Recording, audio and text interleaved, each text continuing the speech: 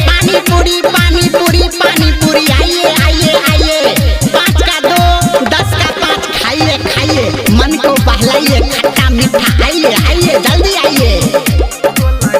माँ Gayatri recording studio.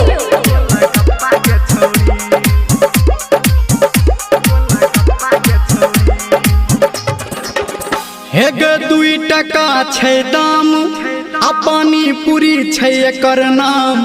आन ताजा ताजा खा ले गोलगप्पा गे छौरी आन ताजा ताजा खा ले गोलगप्पा गे छौरी गोलगप्पा गे छौरी गोलगप्पा गे छौरी गोलगप्पा गे छौरी गोलगप्पा गे छौरी आन ताजा ताजा खा ले गोलगप्पा गे छौरी आन ताजा ताजा खा ले गोलगप्पा गे छौरी आन ताजा ताजा खा ले गोलगप्पा गे छौरी।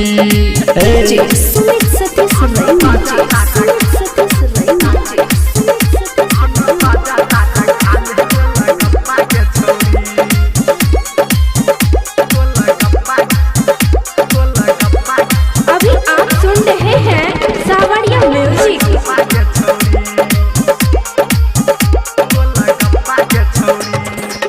हेगे कने के तीखा कने के मीठा देख ले न चीख के आ पैसा नहीं देबही अखन तो हम राख लेबो गे लिख के।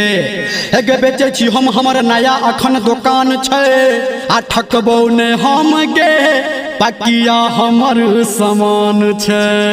हेगे आइ नगद कल उधार आ कोड नहीं सोच विचार आन खा ले ताजा ताजा गोलगप्पा गे छौरी आन खा ले ताजा ताजा गोलगप्पा गे छौरी गोलगप्पा गे छौरी गोलगप्पा गे छौरी गोलगप्पा गे छौरी गोलगप्पा गे छौरी आन खा ले ताजा ताजा गोलगप्पा गे छौरी आन खा ले ताजा ताजा गोलगप्पा गे छौरी।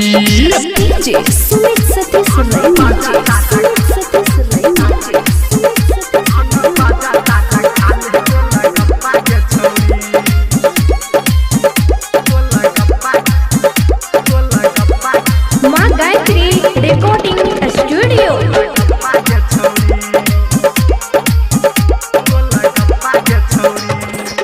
हेगे धले कटोरा कहै छी तोरा दै छियो हम भर के आ पानी के संगे संगे इमली के रस गे घोर के। हेगे संगे पुदीना संगे लेबिना दुनू के मिक्स छै आ कहो धर्मेंद्र खा लेना कनिया नहीं रिक्स छै।